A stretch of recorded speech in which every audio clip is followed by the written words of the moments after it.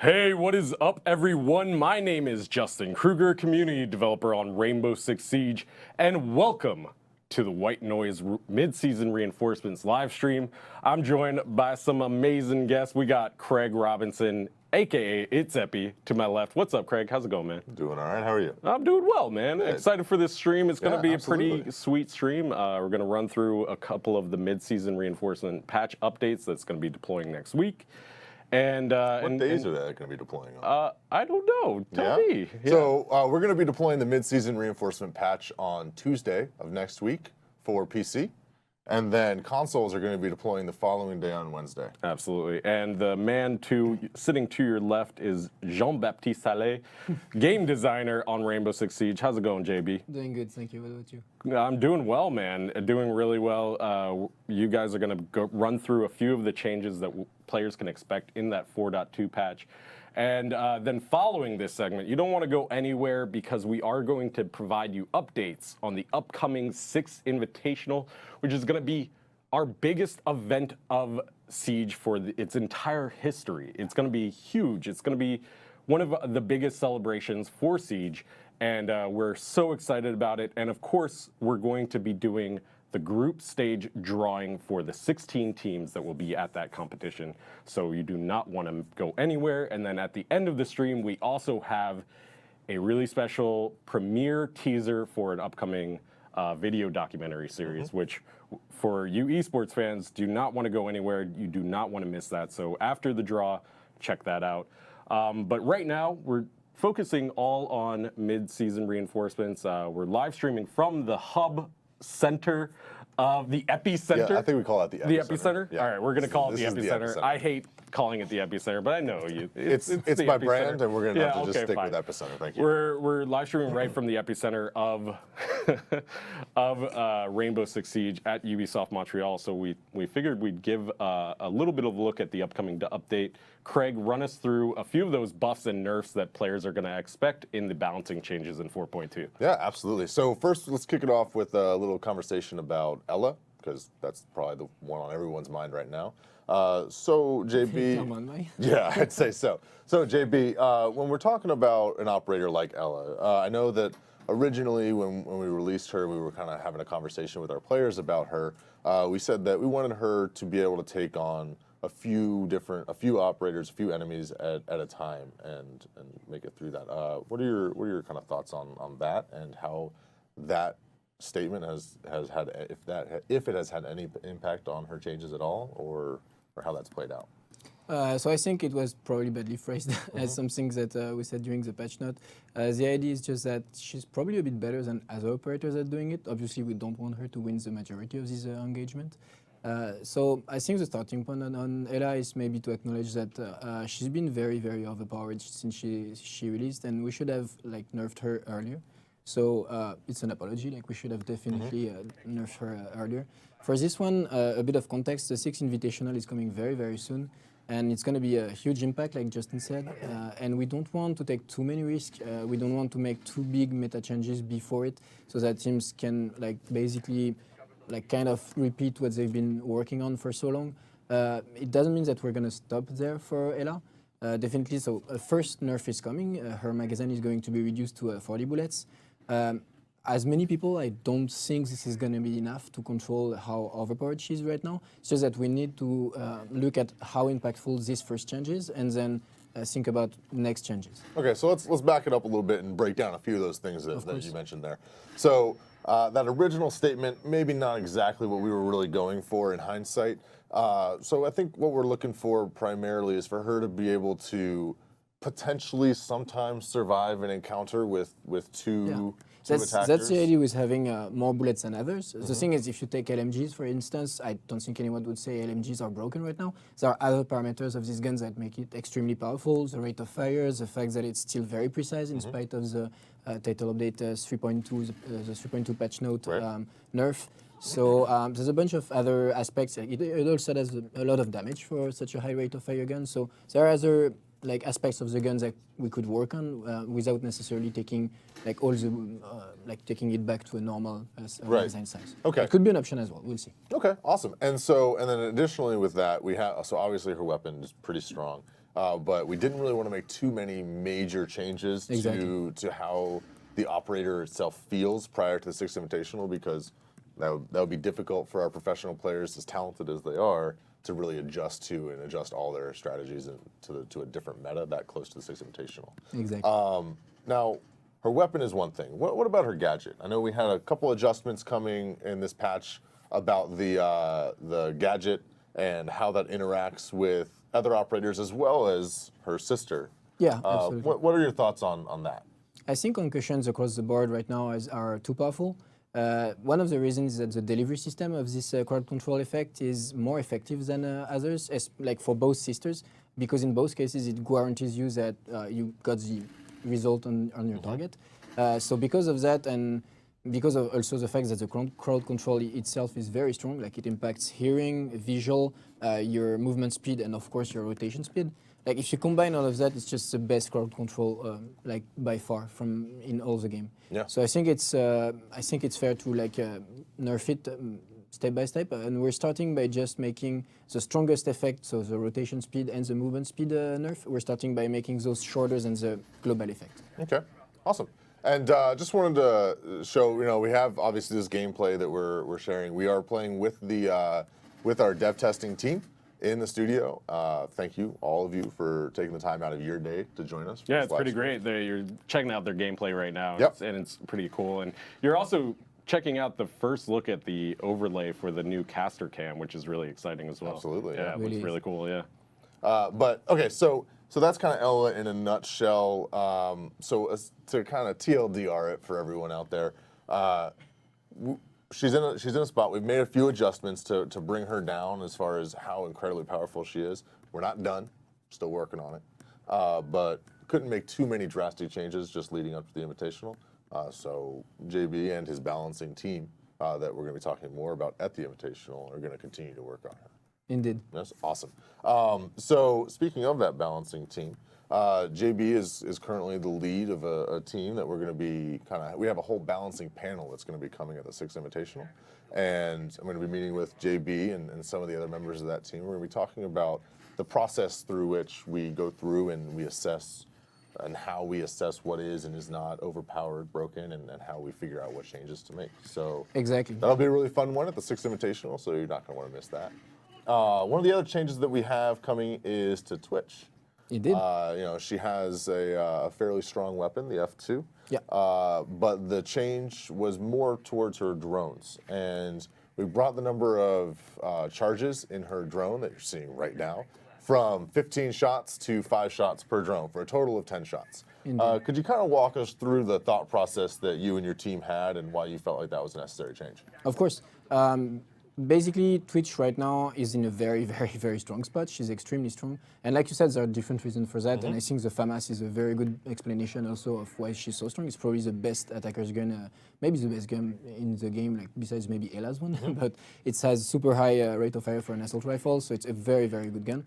The thing is, we also felt like the amount of ammunition that the Twitch drone had was not really making any sense. And we didn't want to push the two changes at the same time because when you do something like that, you have basically two variables. And what do you mean by two changes? Do you mean to her weapon and her drone? Exactly, okay. Exactly. So what I'm saying is it's very possible that we end up nerfing the FAMAS a bit because it's very, very strong right now and her win ratio and her pick rate are probably a bit too strong. So it's very possible we do that. We just wanted to split the two changes apart. Okay. So I think that's a really interesting and important point that you just brought up too, is that we look at pick rates and win rates really in-depthly, and I think that's going to be a part of your panel as well. And, absolutely. And looking at that data behind the players, because everything that all of you players are doing out there, every single decision that they're making has an impact on the game and has an impact on directly on the balancing based on that data that we're looking at. How do you use that? How does your team really use that to define the Twitch drone? Well, I guess the first thing that we looked at is how efficient is it actually at breaking gadgets. When we discussed a bit with pro players and when we looked at the stats, we got to the same conclusion, which is that this change probably wouldn't have very big impact because most of the time your Twitch drone is getting destroyed before getting much more than 4 or 5 shots out. Actually, the average amount of gadget destroyed per shot drone and per round is 1.4. So it's really not that much, and that includes like exterior cameras. So I don't think it's going to have a very big impact in a pro league or on a very high level, but we just want to like have a confirmation of what we think is going to happen, and then maybe like think about changing possibly the FAMAS. Okay, so we'll see how these changes play out on the live build with the pro players in pro play, and then we'll kind of reassess whether or not and get some- people's feedback some on the additional first love. change. Yeah. Awesome. Okay. Yeah. So you also, just real quickly on Twitch, you also mentioned that there's a 1.4 destruction rate per gadget, or per shot. Per drone and per round. Yeah, per drone, per round, 1.4 gadgets broken. A lot of people were asking, why do you look at that data and determine that maybe we should buffer and not nerf her? So buffer is more of a global thought. Like she doesn't need a buff right now. She's very, very popular for good reasons. We want her to remain popular. It's really good. It's just that she's very, very strong. She has a super, super high win-loss ratio, super high KD. Like she has like every metric is in the green, which is good, but could be a bit too much. So I don't think she needs to be buffed. For her drone specifically, I think one thing that might be leading actually people to taking sometimes bad decisions is the amount of ammo was encouraging people to shoot a lot, when actually a really good Twitch player is going to shoot very few times but very efficiently. So it might actually encourage some people to use it better. I'm thinking, of course, to the Mira counter, which is probably the strongest way to use your Twitch drone. So I'm really not sure it's going to be that big of a nerf, maybe not even a nerf. So we're looking at players to make more of a smarter decision, more investment into each shot as opposed to just pew pew pew pew pew everywhere. Shooting somebody in the butt, because that's what I do with Multiple Twitch. times, yeah. Which is Well, still something you can do a few times. Like you can sacrifice a drone to do that. It's just probably not in every case is the best way to use your drone. Absolutely. Yeah. And now you have to make the decision, or at least I have to make the really difficult decision. Do I shoot that guy in the butt or do I shoot that Mira? It's going to be hard. It's going to be the mirror window. This is going to be... Please, for Please, for your my sake. elo, please shoot the mirror window. So, that's kind of a summary of our two major changes that we have coming in the patch. We got a few others, Lesion, Capitao, Ash, and Bandit. Do you want to kind of dive into some of those? So why don't we take a look at the two other sort of ones that we reduced in strength, and let's start off with Ash, because Ash is a really high pick operator. She is. And she still will be, I think. She still will be. And this was really, I think that what you're going to see in 4.2 is a theme of little changes that may have a really big impact on a high level or very kind of like outlying situations, but fairly little changes. What did we do for Ash? We simply reduced a bit the amount of damage that her R4C is doing. The GR36 is a less popular choice because it's just less efficient. Right now, the R4C is one of the best attacker's gun. It has a super high rate of fire as well, not as crazy as the FAMAS, but pretty high as well. So we're just trying to harmonize like the gun power in general, and we're just reducing a bit the damage. So she's not very easy to nerf, Ash. Yeah, well, you brought it down by a couple points of damage at various ranges. And we had a community member who kind of went in depth with those changes and produced a video about it. And it didn't seem to have too much of an impact at a few of those ranges. What are your thoughts on that? And could you see yourself and your team revisiting Ash in the future? Yeah, absolutely, absolutely. The reason I was saying that she's not that easy to nerf is that she's a whole package. She's a 3-speed. She has a relatively small hitbox, not the smallest in the game actually, but one of the smallest. So the whole thing is not that easy to play with. We don't have that many parameters that we can easily just tweak and see what's happening. Right, because if her gadget is, you can't really change that without changing the actual dynamic of the gadget, the usefulness of the gadget, right? Yeah, agreed. Yeah. I don't think the gadget is really the core cause of her being that high of a pick. Right. So any changes to that wouldn't really impact her pick rate. It's mainly her overall kit that she comes with. She feels great. And it's a good thing that she feels great. We don't want her to feel any worse, but she just should be probably absolutely, like other operators should be as attractive a choice. And the final sort of balancing nerf that we actually did was with Bandit, where we gave him one less barbed wire. What was the decision behind that? Harmonization. It's just that he's very, very good operator in defense. Ella is overshadowing him for sure. Like she's been stealing like the show for way too long, forever, since she released.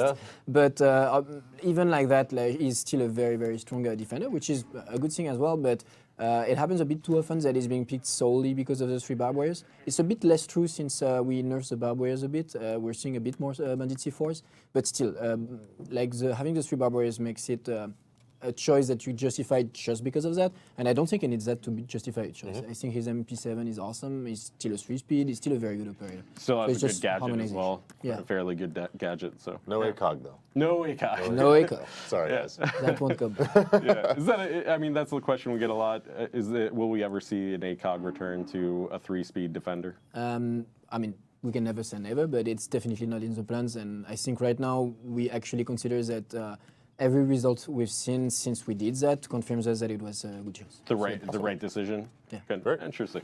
All right, so that wraps up all the nerfing for 4.2, and we have 2 small buffs. Let's start off with Capitao since we're actually watching him right now. A few tweaks to his para.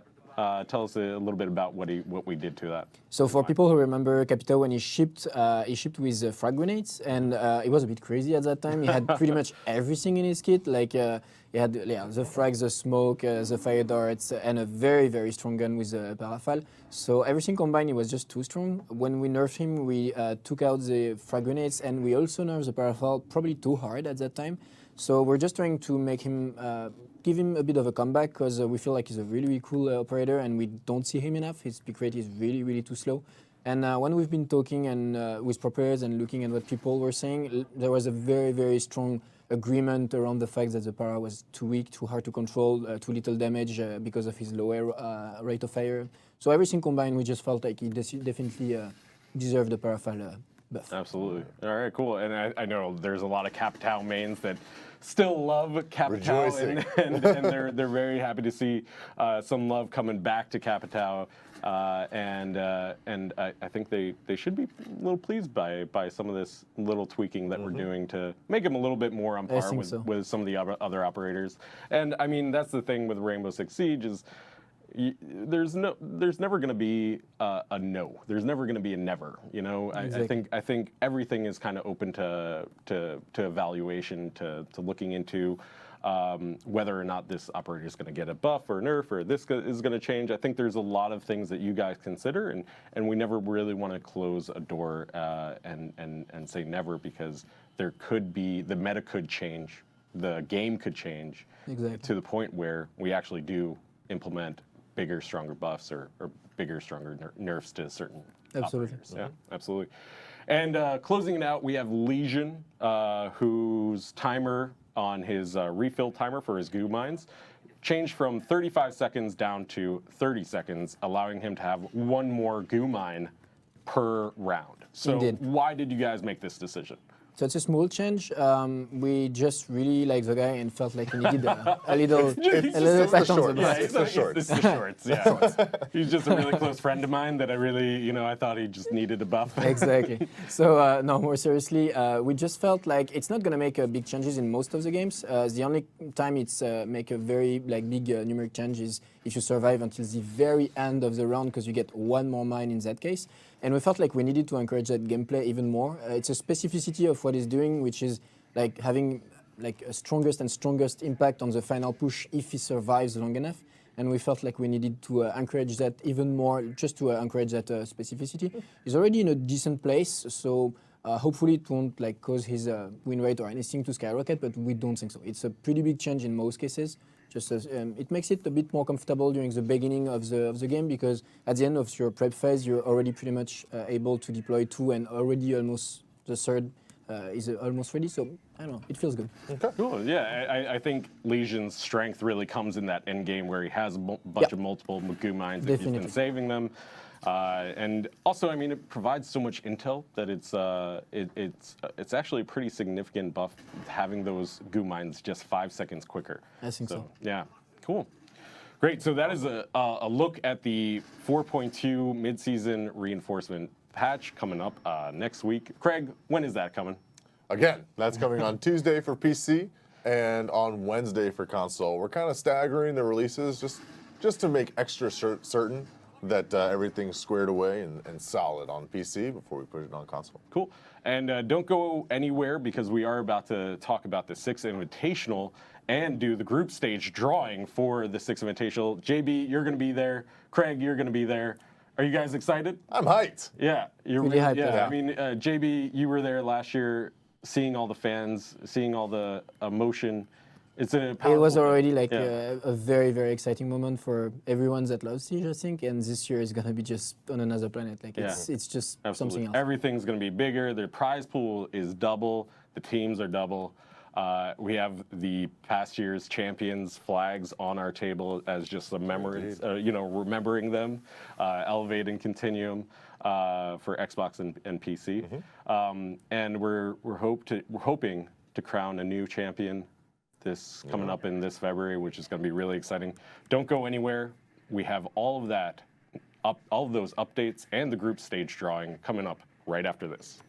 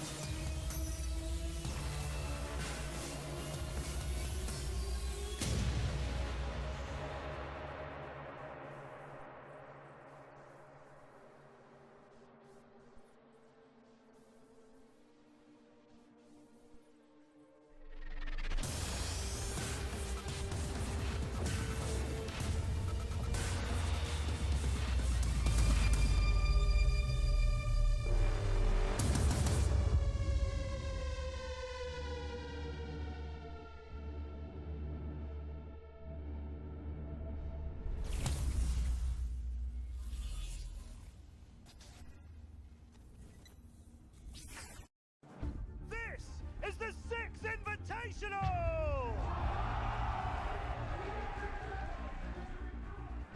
Just a couple shots through that wall. What a shot from Temper as he's gonna go. That excitement, more people coming in the game. It is one of our biggest updates that we will ever release in Siege. It is so huge.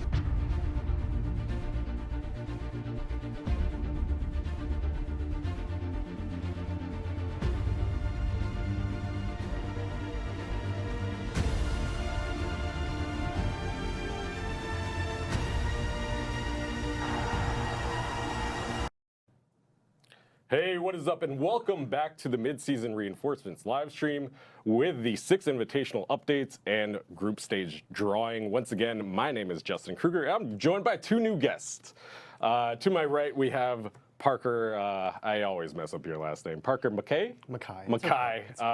AKA Interrobang, one of our awesome ESL casters. How's it going, Parker? It's going well. It's nice to be here in Montreal yet again, and really stoked for our premier event that's going to be coming up next month. So. Yeah, thanks for absolutely. inviting me. The Six Invitational is going to be an insane event. And to talk about the Six Invitational in just a few moments, we have Maxime Vial, who is a new face on live stream. Yeah. You are the product manager in charge of the Six Invitational. So tell us a little bit about what you do. Yeah, so my job is basically, I'm in charge of all the organization of the event. Of course, this is not the job I'm doing alone. This isn't a team. This is a team effort. We're working with a lot of people here.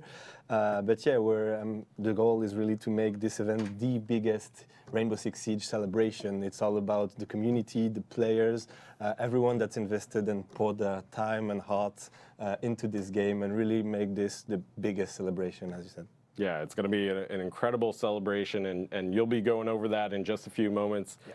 And Parker will be providing a little bit of analysis on the group stage drawing, and we'll be going over all the details around how that will work in just a few moments. But Parker, I just want to turn to you for a moment. Talk about the Six Invitational, the teams that are coming, and how excited are you to actually go to the Six Invitational? I'm really stoked, not just as somebody who's going to be able to work it, but also just as somebody who enjoys this game. Over the last week, we've seen now 3 really large organizations come in. We started off with Liquid, FaZe, and now we have YAG Gaming. which was announced about an hour or two ago. Prior to that, you know, we've had another bevy of large orgs. Evil Geniuses joined us before that. Rogue too, can't forget them.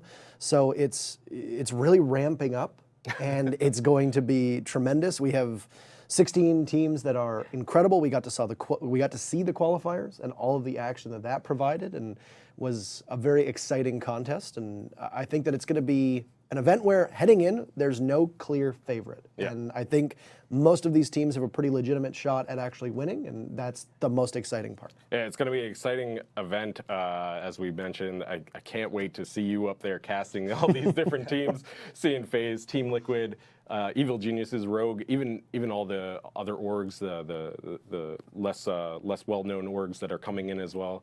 I mean, it's just such an exciting era, a new era for Rainbow Six Siege esports. The entire Montreal studio is really excited, and we cannot wait to get more into it. Yeah. So without further ado, let's start off and talk about the Six Invitational a little bit more.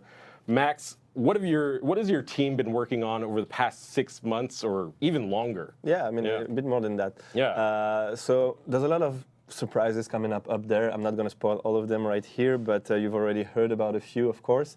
Of course, this is the biggest competition of the year. No surprise here. Everyone expects some great games, and I'm sure we'll have some. But we also have a couple new stuff. So one of them you've heard about by now is the All-Star game. For example, you, the community, are going to be able to vote to pick the All-Star players that you want to see in this match, and we'll try to have a fun game with them, like something a bit different. Hopefully they'll pick some unusual operators. Maybe they'll want to work on some quirky, weird strats. I'm looking forward to that, really. Yeah, it's going to be kind of fun. So we'll have this match. We have, of course, like big moments throughout the show. There's going to be a show match, which I'm not going to spoil right now, but with a team that you don't know yet. Of course, our grand final is going to be a best of 5, so a longer game than we've ever had in Rainbow Six. And yeah, all you can expect from a great esports show is going to be there. Yeah, that's really cool. And what have you guys? So we showcased a little bit of look at Tohu back at the season 3 finals. Here it is again. Yeah. What can fans that are attending this event expect to enjoy? So this is just a mock-up shot done by one of our artists working on the show, on the event. But this is just to give you an idea of what the venue and what the arena is going to look like. So this is not entirely up to date. The venue is not going to be laid out exactly like that, but it's pretty close to what we have. And you can already see, like, we're ramping up the production. Like, we have those great screens. We're going to have a lot of new information that you, as a spectator in the audience, are going to get when watching the games. For example, there's going to be live displays that are going to be linked to the game. So when an operator dies, there's those information popping up on those screens. When we get into when the diffuser gets planted, or in the prep phase, all those moments are going to be highlighted. We want to make everything as clear as it can be, but also make it for like the most compelling show that we can ever make, for Rainbow Six. Yeah, it's going to be really cool. I think that whole ambiance environment thing that you guys have been working on is going to be really, really amazing. Very different mood set. We're going to have moods like celebrating all the seasons that have been released, the 8 seasons that came out so far. That's really cool. And of course, I haven't talked about this, but that's probably one of the big highlights of the show. We're going to be completely revealing Outbreak, with I'm sure most of you have heard of by right now. You don't know exactly what this is about. Well, you'll get to know it there. Yeah, the entire Outbreak, new operators that are coming with that, and you'll find out everything at the Six Invitational, so you do not want to miss that. Speaking of the Six Invitational, it is an esport event. It is the culmination of a year of esports that all of these teams have been, grinding out. And you've been following it over the past year. You joined the ESL casting team a few months back, and you've been bringing a lot of energy and a lot of information to the casting team. So we're excited to have you here, Parker, to go over and analyze some of these teams. But let's take a look at a reminder of how the tournament structure is set up. So we're going to have 4 groups, and we're going to be selecting those groups today. So we have Group A, Group B, Group C, and Group D, and these teams will face off in the qualifiers, or the group stage of the Six Invitational, from the 13th to the 15th, and then the top 2 teams from each group will compete on the weekend of the 16th to the 18th. And it's going to be really, really exciting. So let's take a look at those teams that we have that have qualified for the Six Invitational so far. Obviously, some big names here, as you were saying, Parker.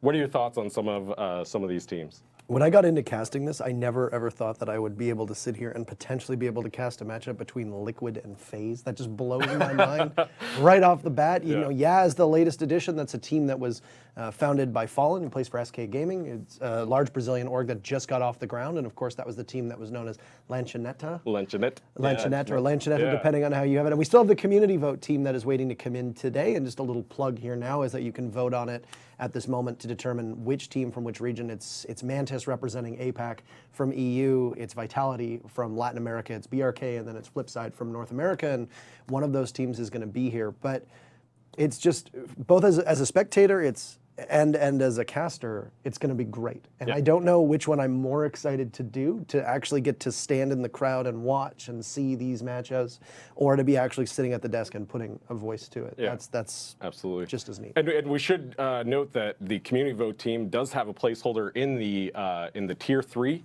bucket over here. And also, we cannot see the names in the bucket. They're all rolled up pretty tightly, so we can't see. So we're going to be also, as we draw, we're going to be, shielding our eyes, so it's completely fair. So there's no cheating here. There's nothing like that. So without further ado, let's start the draw phase. How this is going to work is we're going to draw tier 1 entirely, and so we'll draw. There can't be, and it's going to be one per group. So their tier 1 first draw is going to be in group A, the next draw is going to be in group B, and so on and so forth. So once we're done with tier 1, we'll go on to tier 2, and then we'll fill out the groups with the tier 3 buckets. Also, a small disclaimer is that we cannot have 3 teams from the same region in one group. So should this ever happen in the drawing that's going to happen right now, we will be moving this team to the next group. So this is not some weird shenanigans we're doing. If you happen to see us switching a team to the next group, is because this would have just made a group with 3 teams from the same region, which goes against the rule of the event, basically. Absolutely. Just so you're warned. So let's go for the first team. Let's do it. I'm going to pick this one. And our Group A Tier 1 team is going to be Pentasport. My favorite team. Why is it your favorite team? My favorite team. Pentasport, probably the most successful team that we've ever seen in Rainbow Six. They've won 3 of the 6 seasonal champions. Of course, the first one that they won was with a different roster, and you know that they're going to be playing with a bit of fire behind them because they had, I think, a disappointing finish for them in Brazil. They wanted to make the finals, if not win outright. They didn't even make it to the finals, so I pity whoever ends up in their group. Absolutely. Right. So they're in Group A. Let's pull for Group B. So for Group B, our Tier 1 team is going to be Team Liquid. Oh, nice. And one of our newest teams, Liquid, of course, taking over the roster known as MOPA, who the core of that was the old BRK. They've been at a number of lands, extremely popular, really strong team. Liquid got a great roster there for them to compete with, and same thing. All of these Tier 1 teams are all going to share the same thing in common, is that it's going to be tough for whoever gets matched up, no matter what. So yeah, absolutely. It's going to be a really tough tournament in those first few days, but really going to be kind of exciting. Our highest level of esports for Rainbow Six Siege. Absolutely. So I cannot wait to see who gets matched up against Team Liquid. All right. Next for Group C. For Group C, and incidentally for Group D as well. For Group C, our Tier 1 team is going to be Black Dragons. So, Black Dragons were the hometown favorites in Sao Paulo that we just saw. They made the finals against ENCE, came pretty close to taking them to a 3rd map, but just couldn't get it done. And for them, I'm going to imagine that they're heading into the Invitational, taking stock of the mistakes that they made and changes there. And they're also going to come in. And at the moment, if you're Black Dragons, you think, okay, well, FaZe and Liquid are now the 2 new shiny Latin America teams. They need to prove that just because, they're the newer orgs, that Black Dragons is still one of the most dominant teams in the region. And I think that's going to be their focus. I think that what's really something really interesting to note about Black Dragons is their fan base is so hardcore. Yeah. And I don't think you really understand it unless you've been to Brazil or been to Sao Paulo or been to one of these events that's seen it. I mean, we got a taste of it at the finals last year, but these fans are diehard. Yeah, and you could see it when we were in Sao Paulo. It was probably 80% of the crowd was Black Dragons fans. It wasn't even just Latin America fans. It was Black Dragons fans there. So it was. I imagine that whole fan base is probably cheering for another finals appearance. Yeah. So. And Right, of course, so without any final- surprise, Group D Tier 1 team is going to be Hands. So our defending champions, they're going to be heading into the Invitational to try and prove that just because they won one season doesn't mean that that's all they're capable of winning. They're going to obviously want to try to add the World Championship to that. A bit of a different mix of the team, though, as they lost Shate, who's now on Penta. So they're going to be trying on, I believe his name is Uno, who's a new addition to that team. And for them, I think it's going to be trying to maintain the success they've had because prior to last season, they were always the team that kind of went home and were cursed at LAN. Have they broken that curse? We'll find out. In a month's time, if they can make it out of group stages and then try to win again. Yeah, it was really exciting to see Ents win, and I was so happy to give Wilkie a hug at the end of that tournament. I mean, he really deserved that. I've been watching those guys compete since season 1, year 1, and they finally won last season, so it was really kind of amazing. Yeah. All right, so let's take a look at the group so far. Obviously, it's not going to be too filled out, not too much to talk about here, but you have Pentasport in Group A. Group B has Team Liquid. Group C has Black Dragons, and Group D has Ents. So now we're going to draw all of the Tier 2 teams, the 4 Tier 2 teams, to see who is going to be up in these groups. Obviously, these are not the brackets that we're building right now, so these 2 teams will not necessarily face off in the first round, but they may face off in the second round. So we will draw that now. So this is for a Tier 2 team in Group A. And the Group A Tier 2 team is Evil Geniuses. So Evil Genius is getting put in with Penta. I think that's already a very tough bracket for whoever else gets put in there. Yeah. Of course, Evil Genius is formerly known as Continuum. They're going to look to defend the fact that they are the only team on PC that has ever won the Invitational. A very similar to roster to what they had as well. And of course, big expectations with their org. They went home early at LAN last season. So this is not just going to be a story about proving that they can repeat at the Invitational, but that they can do well on LAN. And they had a tough matchup last season. they did, and Yeah. they lost the eventual champions, which is a bit of a consolation prize. But you know, you're going in there and you're looking to defend. You are the reigning defending world champions. That's a lot of pressure, and they've got Penta in their bracket, and just Penta alone was already tough. But now that you have EG in there too, oh boy. It's looking like a tough bracket right there for any of these Tier 3 teams. So, all right. So Group B Tier 2 team is. Let's draw this here. Rogue from North America. So Rogue is going to be put in the same bracket as Liquid. So it's going to be a nice blue bracket right now. Yeah. And that's very interesting. So Rogue, the structure of Rogue was the team that was ERA last season or last Invitational that went to the finals. So much of this Rogue team has been to the finals at Invitational. They came up short by just a round or 2. And bringing the same people back with as much success as they've had, being in all the lands that they have this season. Once again, I mean, all these brackets are going to be tough, but it's going to be interesting to see how Rogue matches up. I gotta say, the finals last year at the Six Invitational were some of the most exciting moments in my history of working in gaming and working in for Rainbow Six Siege.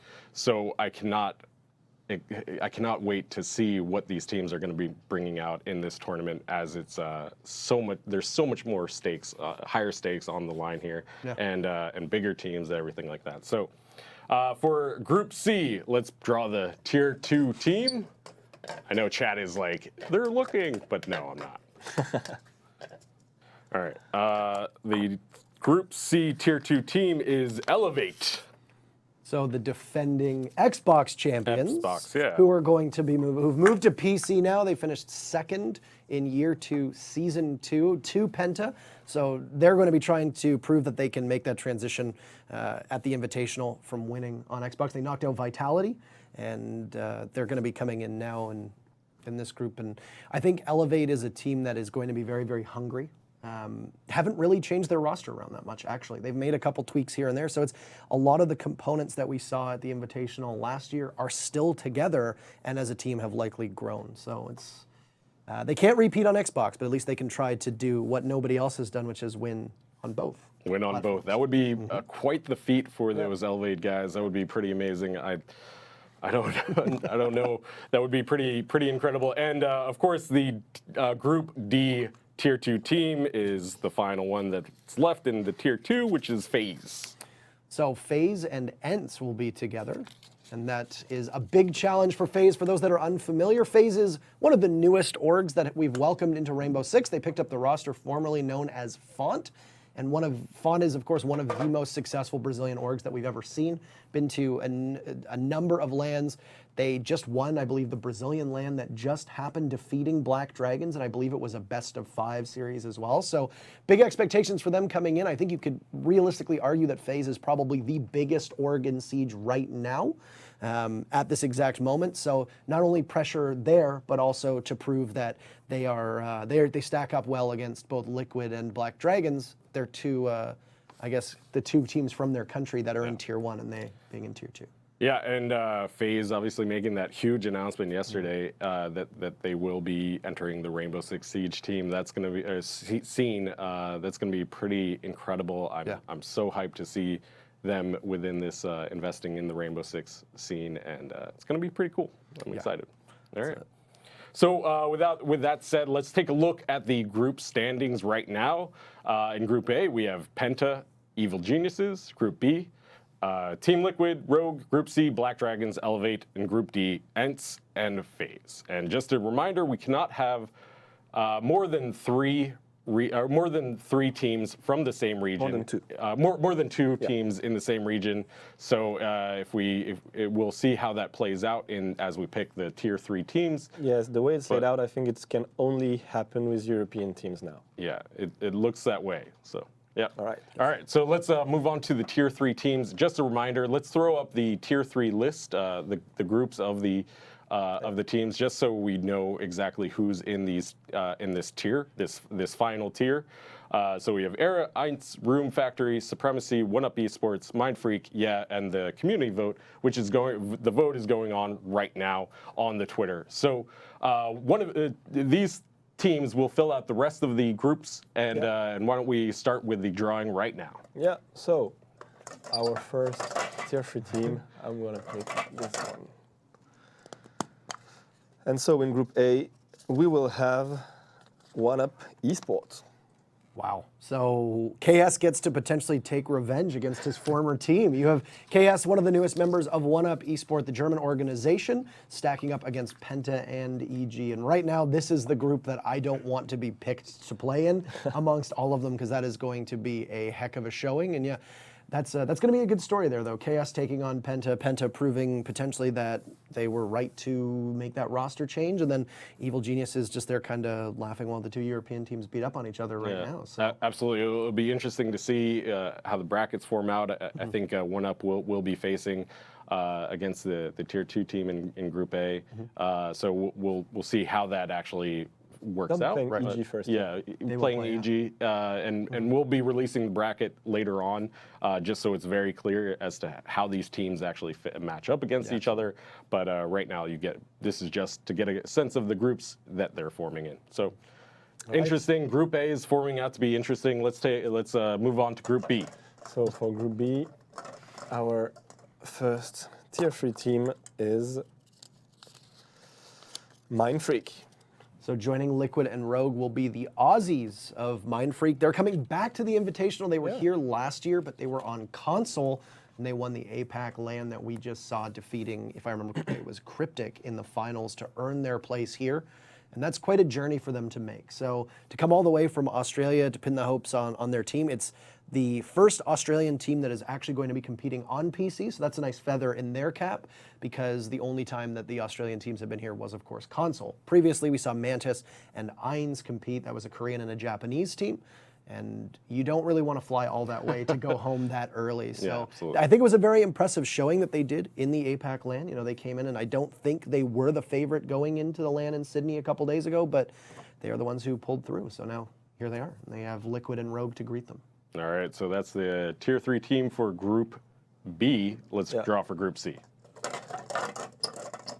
So our third team of Group C is going to be Supremacy. Oh, the French and Supremacy will match up against Elevate, if my memory serves me correctly, of the brackets, and that's. I know that Elevate was probably among the most vocal on Twitter to get Supremacy through because of their friendship with them being on console and Supremacy winning one of the 2 EU qualifier spots. Yeah, and actually, let's take a look at the group stages, how the groups are looking right now. We still have Group D to draw, but I just want to remind the audience of where we're standing right now. Here's the Group C with Supremacy filling out that third slot. Man, that's looking like a really tough group. I mean, Supremacy, one of the most aggressive, dominant French teams out there. You got to have a lot of respect for them. It's a very interesting bracket that you have in Group C. You've got 3 teams that have very consistent fragging potential and are all tremendously skilled at their gunfights, but they execute their strategies differently. Black Dragons is a team that you'll see will often get into position and then kind of all move in at once. It can be considered smothering. It can be methodical, but they can also have those entries when they need them. Elevate is a very aggressive team, especially on Rome. That duo of Skies and Laxing gets talked about a lot, but I think for good reason. And then you have Supremacy, which they are notorious for waiting until the final 30 seconds and then executing their strategy. And teams will say it's very difficult to push back because of the way that they set up crossfires and flanks in order to get in and potentially pinch you or take out anybody who might be roaming. So 3 very distinct styles matching up against each other, but all very good teams. All very good. So, all right. yeah. So let's move on to the third seed for Group D. All right. So our third team, in Group D is it is Heinz. So Heinz will face off against Ents and FaZe in that same group. Those are the Japanese champions who won APAC last season. And that is going to be very difficult for them, I think, to go up against these 2 teams. Not to undersell them, of course, but I think that that's going to be a tough challenge for Heinz, who, if I remember correctly, they actually were eliminated by the team that is now FaZe in the previous LAN. Yeah. And that's exactly who they have to play against. So they have a rematch from the previous LAN. And they have, I'm sure they're going to have revenge on their mind. Yeah, and they're going to be really excited to be here in Montreal, obviously. But a tough journey to that entryway. So, right. Yeah. All right. So with that said, let's take another quick look at the group as they have formed so far. And we have Group A: Penta, Evil Geniuses 1UP, Team Liquid, Rogue, Mind Freak, Black Dragons, Elevate, Supremacy, Ents, FaZe, and Heinz. And so that means that we can't have an EU team in Group A. So if the next ball that Max draws is EU, yeah, well, okay. Absolutely. I think you're an excellent drawer. Really? Thank you very much. Yeah. So if the next ball that Max draws is EU, they will be moved to Group B. Indeed. So why don't we close out the group stages and draw the last 4 teams? All right. So our team in Group A is going to be the last team. That's the community voted team. All right. So head to the twitter.com/R6 Pro League to vote on that community vote. There's 4 teams up for grabs in that last group spot for Group A. It's going to be exciting to see. And just so the community knows, if it just so happens that the community voted team is a EU team, that's the only way the rule is going to get bent, and we'll have 3 EU team in this group. That's the only way it can happen, not in this draw, but if it gets picked by you. So if it's Vitality, then they'll just stay in the group because they are the EU team right now. But Indeed. Congratulations, you won the community vote. You faced Penta first. Yeah. welcome to the Invitational. Welcome to the 6th Invitational. And then if you beat Penta, you face the winner of 1UP versus EG. So that's a nice landing spot. So congratulations, you're very popular. Enjoy what could potentially be a short stay in Montreal. We have great poutine here. It's all right. And lots of snow. Yeah, so. Exactly. So let's finish out the last 3 teams. All right, so for Group B, let's pick this one. The last team in Group B is going to be Room Factory. So the other EU team that won, they won the EU Challenger League last season too. It's a a team comprised of, if I remember correctly, Russians, Estonians, and a Swede. It's a Yeah. Russian organization as well, and then they'll head into Group B, not number B. They're going to face off against Liquid. So Liquid's first foray as a team is going to be against to the best of my knowledge, right now, the only team that's not in Pro League, which is Room Factory. So making their way through that qualifier round for the Six Invitational. Really exciting to see what they're going to be able to pull out against a really strong team. Yeah. Especially considering like all those teams that just got off the qualifier, there's a lot of data about them. I guess every team's been studying them, been watching them, whereas the Tier 1 and Tier 2 teams we haven't seen from them in a while, I guess. Like some of them haven't played officially in a while. Yeah. So might have a few tricks up their sleeve. yeah, Absolutely. indeed. All right, Yeah. so for Group C, yeah, so the final two teams that we have are Yeah Gaming and Era Eternity. So we'll be drawing those for Group C and Group D. so for Group C, we're gonna have Yay Gaming. Yeah. Yeah. Yeah. So the newest org, and we just made their roster announcement earlier today, comprised of 3 former members of Pain Gaming and 2 former members of INTZ or INTZ Gaming, Brazilian orgs, of course, and they'll slide into group number 3. Now, they're a team that we don't really know much about. They played a very unconventional style. We saw a lot of blitz play, we saw a lot of castle play, a lot of interesting operators that seemed to perplex their opponents, and I think in the qualifiers there's a good chance in a best of 1 that can work for a one-off. But I don't know, once teams start to dig into their strats and all of that, and you're playing against the best of the best in the whole world, I don't know how well that's going to work. It's going to be a tough challenge, and I'm pretty excited though to see how they do, because they've definitely beaten expectations up to this point, and I'd kind of like to see that keep going. Absolutely. Yeah, going to be exciting. Of course, our final team, that means is It is Era. I mean, let's Era. make sure. Let's make it is sure. Era, just to be sure, but yeah, it is Era. So Great. they'll return to the Invitational. Era as an organization finished second to Continuum last time around. Of course, a different roster. This is the skeleton, I guess the bones of this organization was Excellence, previously was Most Wanted. You've got a lot of fragging potential, and they pretty much bulldozed their way through the NA qualifiers. Yeah, I think they were very dominant. They were very, very dominant, and they won decisively in almost every single matchup that we saw them in. And if they can continue doing that and make sure that they're not outfoxed by their opponents, then they are going to be much more formidable than I think a Tier 3 team would suggest. But at the same time, they've got Ainz, they've got FaZe, and they've got ENTZ. That's going to be a tough bracket to begin with. But speaking of the groups, let's pull up the final group standing for all the teams, all 16 teams at the Six Invitational. Anything that really sticks out to you, Parker, that it's going to be kind of a good story to follow in the Six Invitational? I do not want to be in Group A. That is That is first for sure, and foremost. Group A. Even with that community vote team, it's going to be very strong. Group A is the group to beat for me right now at this moment. I think it's going to be probably the toughest bracket for all of those teams. If I'm looking at this, there are 2 of the groups. I think that there's no clear top 2, if I'm being completely honest. But the other thing is as was said earlier, there's going to be some of these teams who are going to be coming in. They could potentially not be prepared because they haven't really played a lot of matches recently, or they couldn't be adapting to the new changes to the operators, the new operators that have been introduced, or maybe they're just not going to match up well. Take a look. Let's go back 2 seasons. A lot of people thought that Elevate was going to get bounced out of Year 2, Season 2. They came in as the 3rd seed in NA. They stacked up very well against ENTZ, and they were super surprising in that the Latin Americas, right? Yeah. And then they make it. The Latin America teams, they make it to the finals to go against Penta. You never really can tell what's going to happen. And my main takeaway is it's just good luck to every team that is competing. Yeah, absolutely. So this is the final groups for all the 16 teams. Obviously, the community vote's still to be decided upon, but this is sets the stage for the tournaments that will be starting on February 13th to 16th, and the competition at the main stage from the 16th to the 19th.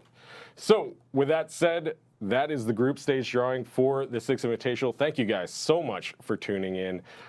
Really kind of exciting to do this and to have these teams all set so that we know exactly where these teams will be landing in the future. More information will be coming out about the final bracket that you guys will actually be able to see, and more from ESL on that. But the groups are set, the stage is set. Yeah. We're ready for the Six Invitational, We're stoked I think. for it. We're so stoked, as you can hear in Max's hoarse voice. He's like, No, we are really. I mean, I'm really looking forward to everything that's going to happen and there to celebrate. I think the development team here is really excited to get to the event and get to meet the fans, share with them, and just like, share a bit of insights. There'll be a lot of this at the event. Looking forward to it. Yeah, absolutely. Parker, any last words? Good luck to all of the teams. I'm really excited. It's only a month away. It honestly doesn't feel like it's that close. Oh, trust me, to me, it feels like it's that close. For me, honestly, for me, and I think the teams can agree to this, it feels like it's an eternity away. So I'm ready to go. I want to start these matches. I want everybody to be here. I've only been to one LAN. It was in Sao Paulo. It was an incredible experience. I had an awesome time, and I'm eager to be able to get back into it when we start. And I appreciate you allowing me to come out here and join you. Yeah, thank you so much for joining us. Probably would have been a little bit lost without you. So this knowledge, but this was great. Thank you everybody to tuning in. Thank you to Craig and JB for helping out. Thank you to the entire production team, Andrew and Andre, camera 2. Victoria, and of course Jeremy helping out as well. And Max, thank you very much. We're so excited for the Six Invitational. Parker, thank you very much. Coming up right now is the sneak peek premiere teaser of our upcoming video documentary series. Check it out right now. If you want to get into the Pro League of Rainbow Six Siege, it's extremely achievable. Adaptation, stratégie, destruction, tout ça, c'est Rainbow Six Siege.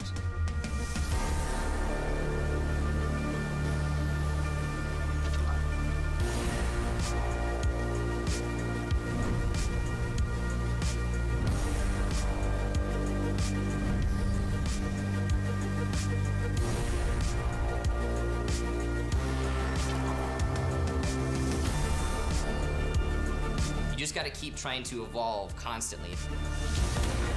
There's an infinite amount of ways a map can be played through destruction. We're all highly competitive people, and we're not satisfied if we aren't the best. I remember this clutch was too fast for a player to do that.